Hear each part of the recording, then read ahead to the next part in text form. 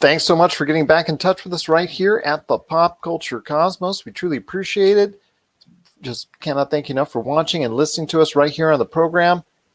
It's one of the most talked about shows of 2020. It's The Vow on HBO and also HBO Max.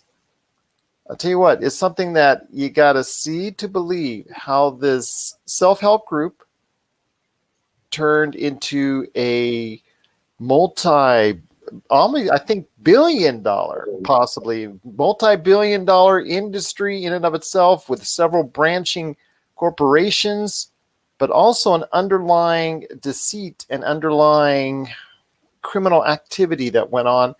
And basically there was, if you haven't heard the news, there's been a lot of fallout in the past couple of years leading to its founder and much, I should say, charismatic leader, per se, Keith Raniere. He got sentenced yesterday, as we're taping this, to 120 years in prison, stemming from charges from sex trafficking, racketeering, forced labor, and I'm sure there's a lot more coming his way as well, along with other individuals that are involved at the top. So it's one of the most talked about stories right now going on in the news. And here today to talk about The Vow on HBO, and hopefully what's to come in season 2, is a good man indeed. You got to check him out every Monday on our adventures in RPG, whether it's Call of Cthulhu, whether it's Dungeons and Dragons Lost Mine of Fandover, or our new Destruction Force. Yeah, Demolition Force. I always say Destruction. Demolition Force. You got to check out what he's doing every single time. It goes up live every Monday around 2 p.m. Pacific time on the Pop Culture Cosmos Facebook channel. It is Kelly Lannigan. And Kelly, I cannot thank you enough for joining me to talk about The Vow. I've been waiting to talk about The Vow for a long time with somebody because it's been something that I just randomly picked up. I heard a wind of somebody say, "Oh yeah, it's about this cult," and I've actually caught it through the news over the past couple of years about the fallout of it. And it's like, I always like when something crashes. I always like to follow it. You know, I'm unfortunately one of those people that likes to peer out the window at the car crash going by. So I want to hear your thoughts on The Vow first off and the fall of NXIVM. Yeah. So thank you again, Gerald. Check out our D&D podcast. It's awesome. We'll just Absolutely. Plug that. But yeah, so The Vow was an awesome show. I think that anything that HBO does is probably going to be pretty good. I had heard about them over the past few years, just in the news, kind of following things. I listened to like a kind of a bigger podcast about true crime and things like that, and they did mention it a while back. And before that, I had heard about the show, and so that's how I knew mainly about Keith Raniere and NXIVM. But yeah, I mean, it's just an interesting show. All of the people are really interesting. There's a lot of money going into this. And what do you think?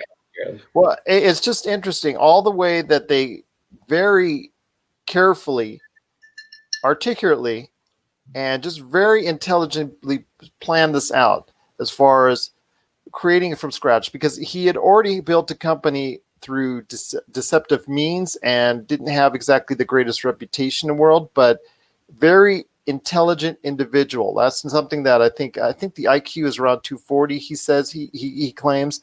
But you know, the way he's able to manipulate people throughout the years, I'm not going to put it past him on that, because the fact that he was one of those individuals with the philosophical from a philosophy background, just type deal. His philosophies, his words of wisdom, quote unquote, and I'm using that as a lack of a better term.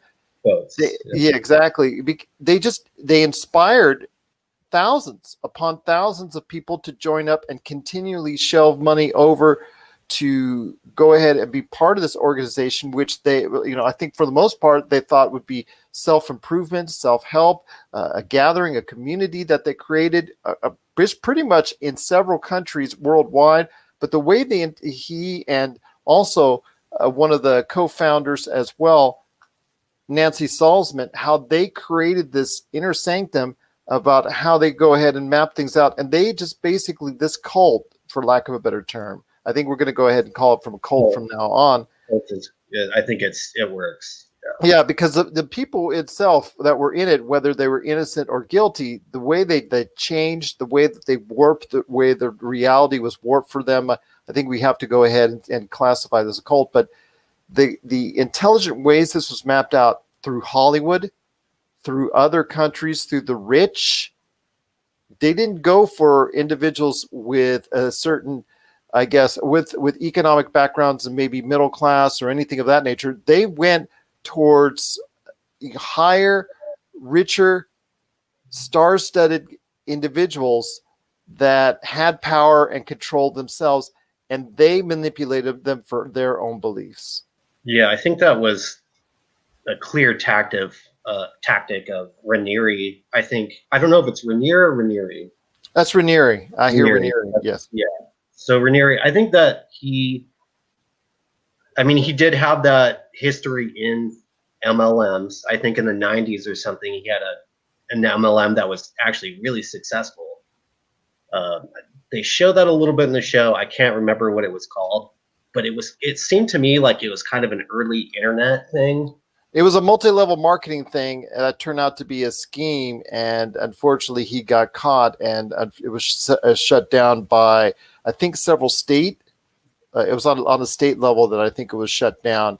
I think in Pennsylvania, if I'm not mistaken, but something like that, or New Jersey. Yeah. Somewhere on the East Coast, yeah. So basically he had already had a tarnished reputation, but managed to go ahead, even though he was in the news at that point in time in the early 90s for this debacle, he managed to go ahead and reinvent himself as this philosophical leader that inspired, again, thousands upon thousands upon thousands. And he engineered this drive to have others recruit new members. You know, obviously, first off, the money that could be spawned from them by paying memberships, by doing things within the cult, doing things within the organizations, and also branching out the NXIVM into other organizations, all the while having a secret, let's say, individual group. I think was it ESO, or what was the group's name as far as the women's group is concerned? The women's group was, let me look it up real quick. Okay, because the ESO, yes. I think the women's group is called Jess, but I'm not sure on that. Jeunesse. Okay, Jeunesse. But yeah, ESO, I'm sorry, was one of the parent companies involved with NXIVM as far as that they created. And then there's, like I said, a dozen at least other organizations that they had created, and create this look of what was going on as far as something that many people wanted to be a part of. But like you said, with this secret division of women that they had brought to specifically, I guess, a master, a dominant and a submissive type format, for lack of a better term. It really created that part of it was the most illegal part of it, and how that led to Keith Raniere involvement, not only his blessing, but his interaction with these young ladies for the most part was reprehensible. And obviously it's something that you just don't quite get because of his allure and his charisma. He didn't have to go these bounds. He had so many people tied around his finger. He didn't have to go ahead and take that step further. Yeah, I think he was just really good at manipulating people. That's what it seemed like. I think he had, at one point, people were giving him millions of dollars. What was the woman she was from England, and she was the heir of the gin company. Seagrams or something. The Seagrams, like yeah. She is there. I think there's two sisters. I think one of them at least is still currently awaiting some type of sentencing in regards to the racketeering charges, I believe, that are against her. Claire Bronfman. Mm-hmm. Claire Bronfman. She's the heir to the Bronfman. Yeah, Claire Bronfman. She's one of the heirs to the Seagrams Foundation, the Seagrams company that is just obviously a lot of money there. She helped finance at least a great part of this as well. and about she can. By the way, Melinda says she can't hear. You can't hear you, so speak a little Can't hear louder. me? Okay. Hi, Melinda. As part of our Monday Hey. show, anyways. Wanted to go ahead and thank her so much for watching. We truly appreciate her watching, and check out her and her husband's shows as well, as far as from an RPG format. But getting back into her involvement as far as is concerned, she helped as far as financing a great portion of this. And I'll tell you what, it's just so interesting. The layers. I think that's what gets me the most is the layers of involvement, not only from the illegal standpoint when it comes to the young women who had formed their own group, which turned out to be something really very dangerous in a lot of cases, where it almost led to things of some nefarious nature. It did lead to some things of nefarious nature, but I'm just telling you right now, the layers and intricate levels which had been created is something that I think it's just very traumatic to a lot of people. Yeah, I think that he was basically just a cult leader, and I think maybe he had this self-help program, but how much was he really helping people? Yeah. It seems like he was more interested in money, and then, had a lot of women that he was taking advantage of. And, the branding parts of the show were especially, to me, like kind of gruesome and wrong. Because with this small group of women that were interacting amongst themselves, again, like I said, in a dominant and submissive fashion, part of the thing that was going on, that was actually the group itself. That small group was led by Allison Mack, who people know from Smallville and is now currently awaiting sentencing herself. She helped organize it and help get these girls for unfortunate means to Keith Raniere, and the way that they were branded, like you said, which is one of the main things that sticks out, how these women put themselves and subjected themselves to a branding. It's truly terrible, and I'm very sad to see that happen. And I know a lot of these women now are recovering from that, but this is something that's going to stick out with them for a long time to come. Yeah, that's for life, being branded. And it was his initials, and I think he claimed that it wasn't, but it clearly looks like his initials. And then I think the Nancy Salzman woman letters were in there or something. I can't really remember, but it's just something that's very devastating as far as to see the lives of those women being adversely affected for the rest of their lives. And it's just something that I know is a great part of The Vow, but it also focuses heavily on the interaction of the NXIVM organization in and of itself, how it draws people in, men, women, by the thousands, again, drawn into this initially what they thought was a self-help organization. And these stars like Grace Park and others, Grace Park, Allison Mack, there's several other actors and actresses that were involved in this, thinking that, okay, I'm going to go ahead and help with my shyness. A lot of them said that they had, that's the reason why they entered it. And they became enamored with obviously the leader of this and his words, Keith Raniere. I mean, it seems like this individual, Keith Raniere, had the right thing to say to the right people at the right time. He did. Up until the end. He was a master manipulator, I think. I think that was his whole thing. I listened to a podcast where they interviewed somebody from his childhood and talked about how even at a young age, he had a bunch of girlfriends, and he would blackmail them, stuff like that. So I think the guy is just, I don't know, he's kind of a creep, but it was an interesting show for sure. It was an interesting show, and like you said, blackmail was part of the whole women's group that was within this, and in order to collateral, as you say, yes, because the fact that they had to keep and send pictures to the individuals that were on the dominating side, in order to go ahead and keep the submissive in line, have these incriminating pictures or words or things of that nature that would really be destructive if it were to get out. And to that detail, again, it comes down to Keith Raniere had this following, this cult-like following. He didn't have to go take that route.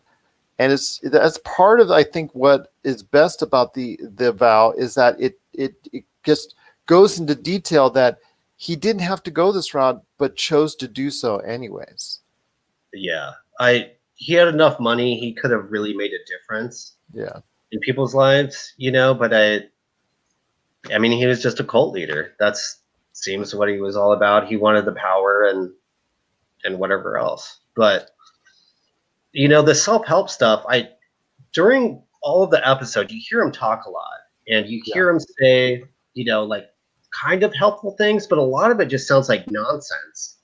Well, he would go ahead and be the tough love individual on a lot of things. He would here's some of the things that he would say in order to go ahead, and you see the crowd entranced by every single word he says, no matter how negative it would be coming across, and he would berate you. He would berate the individuals in this group, whether it was a small group or a large group. He would berate the individuals on occasion and say these negative words and negative things, but still it would seem to connect with them like, even though this is negative, what he's saying, I have to go ahead and look at it from that perspective so I can become even become even a better person.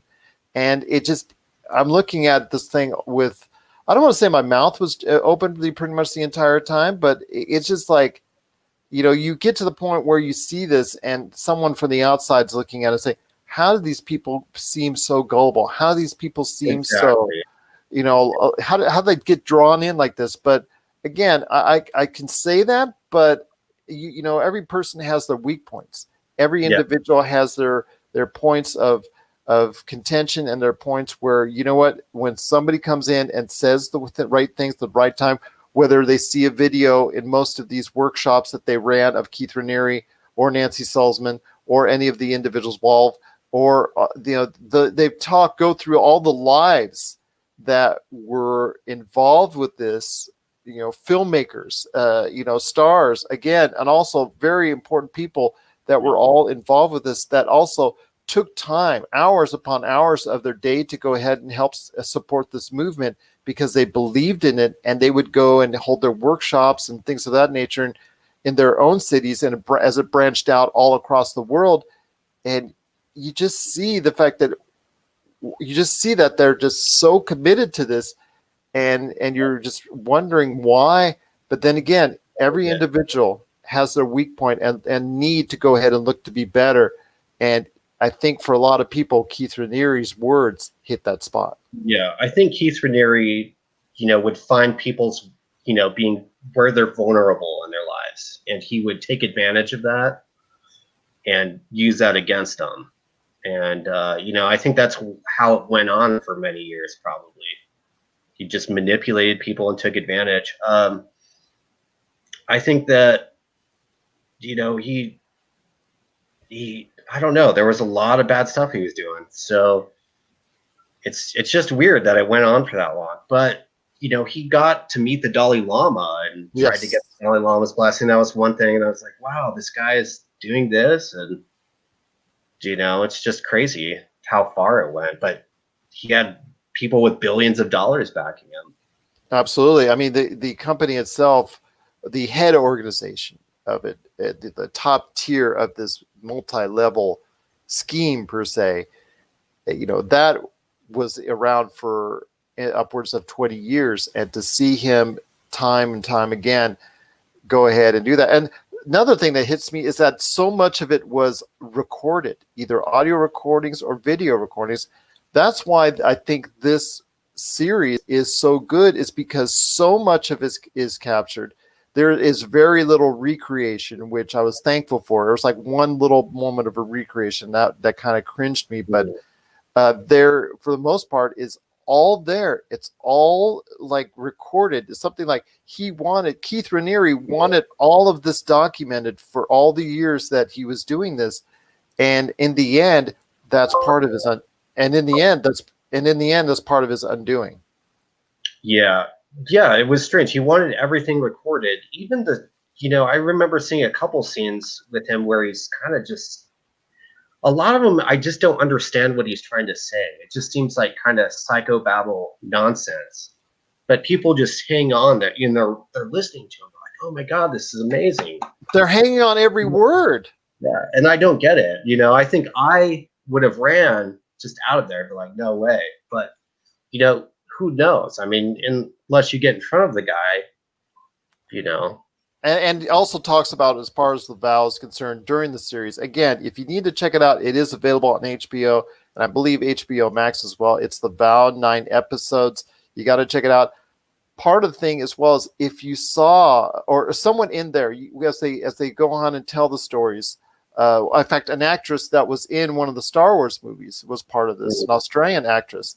And not only that, but Catherine Oxenberg had initially joined in and got her daughter in, and that was a major part of the reason why the results came down yesterday, because her activity in trying to get her daughter out of this cult. But you see this as far as where it's going and where it's leading, and if you wanted to get out, the danger in which it took to get out of this cult, and the consequences if you do, not only Keith Raniere coming after you with words and actions, but the legal aspect of it. They would sue you into bankruptcy, basically. Yeah, and they interviewed a couple people where they just said, hey, I have 200 different lawsuits against me just for leaving. That's kind of a tactic that seems like cults usually use. The big ass one is one that kind of uses that. It's just so fascinating. I mean, if you leave, they really come after you with a vengeance because they have the power and the means. And again, it goes back to some of the high-powered individuals that Keith Raniere, who wasn't using his own money, and in fact isn't, if you look at it, he isn't a direct part of this organization. None of his name is not on any of the official markings of all the corporations that they owned. And that's one of the more interesting things and aspects of it as well. And he had such great connections all over the world that he ended up fleeing to Mexico before the federal agents caught up to him, and basically took him back to extradited him back to America, where we have our judgment that took place yesterday as we're recording this, of 120 years in prison. 120 years. That's a long time. Yeah. So he would be over 170 by the time he gets out. In the 120 years, that seems like a lot, but I don't know exactly why. I mean, it's a message. It's a message from the courts, I think, is what it comes down to. It's a message that says, you know what, for anyone else that tries to go ahead and run this type of scheme that hurts the lives of so many people, you're going to pay the price. Yeah. I think it seems deserved, but at the same time, that's a long time. That's his whole life. Yeah. He's probably not going to get parole. No. And the show kind of left, for me, some things open-ended. They didn't go into like the sex trafficking stuff, which I don't know exactly. They never really exactly go into it. There's also other individuals like Grace Park, Allison Mack's wife, which you see in reports. I've seen in reports in the past 48 hours were how important were they to this story? How important were they to the overall thing? Because that's what I want to know. That's what I want to find more detail about, is other individuals that were involved in this. What was their level of involvement? Obviously not to the point where it was criminal, but still, if they're mentioned by the news outlets now, why didn't The Vow really touch on this? Grace Park was briefly mentioned, but Allison Mack's wife wasn't mentioned very much at all.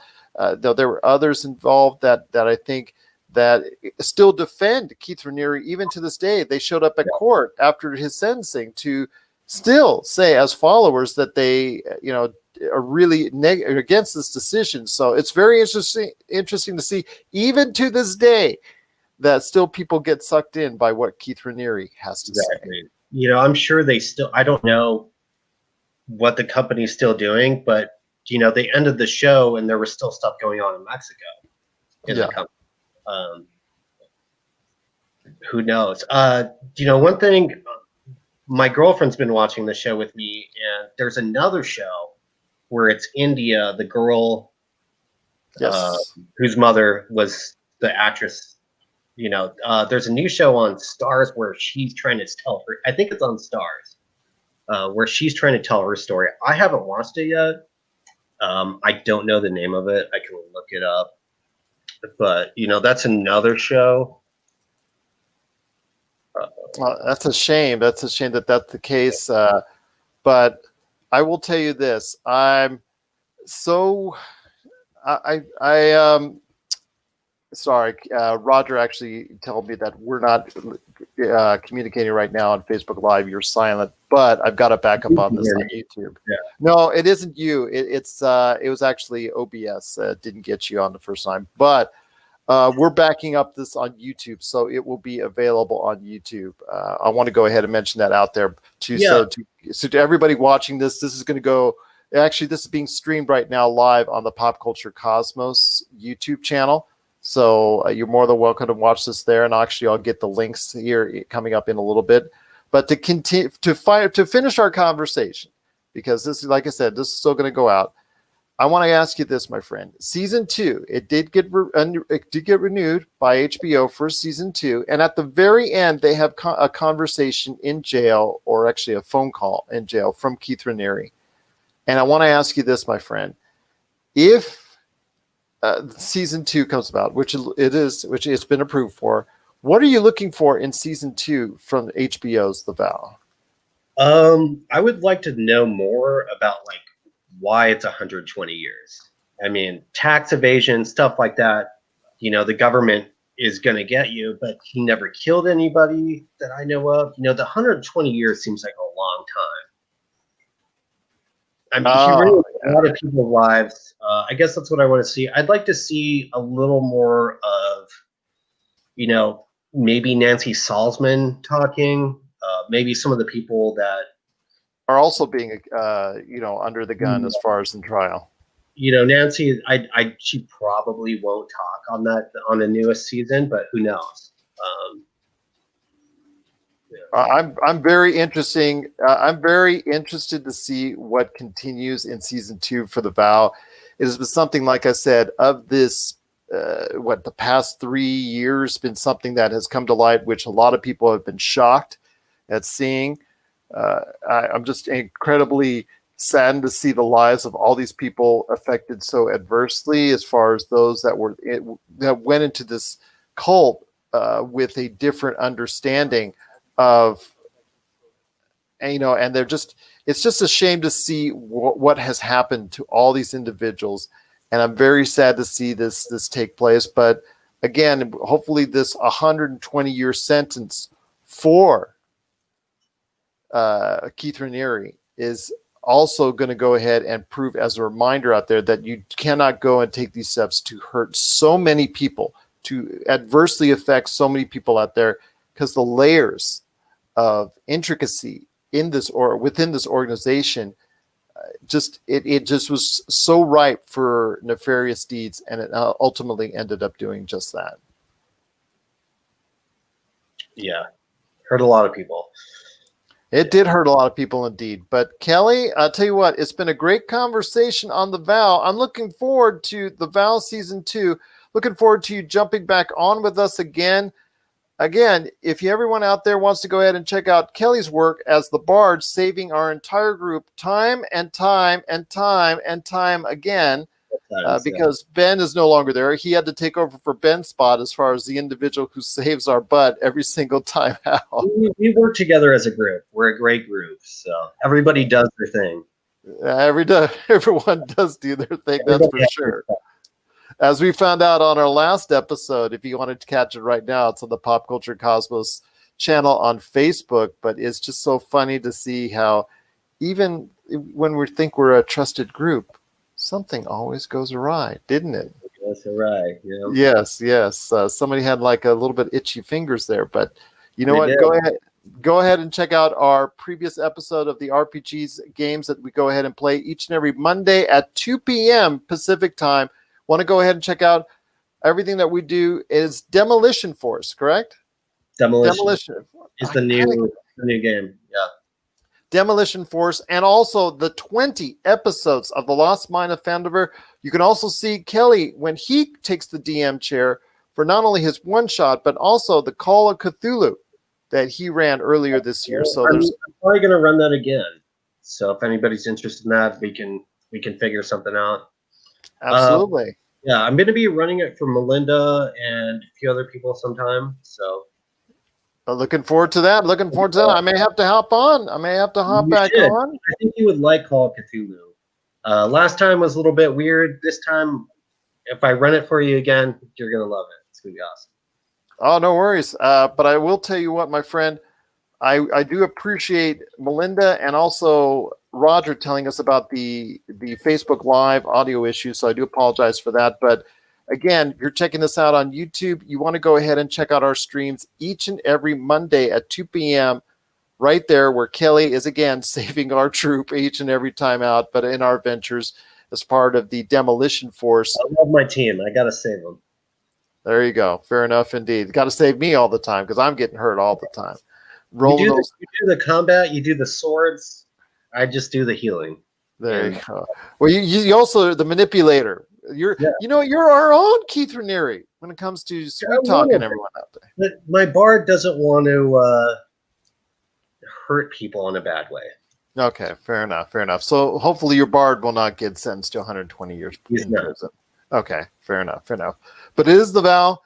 Season 2 is coming next year in 2021. It's been a big hit for HBO.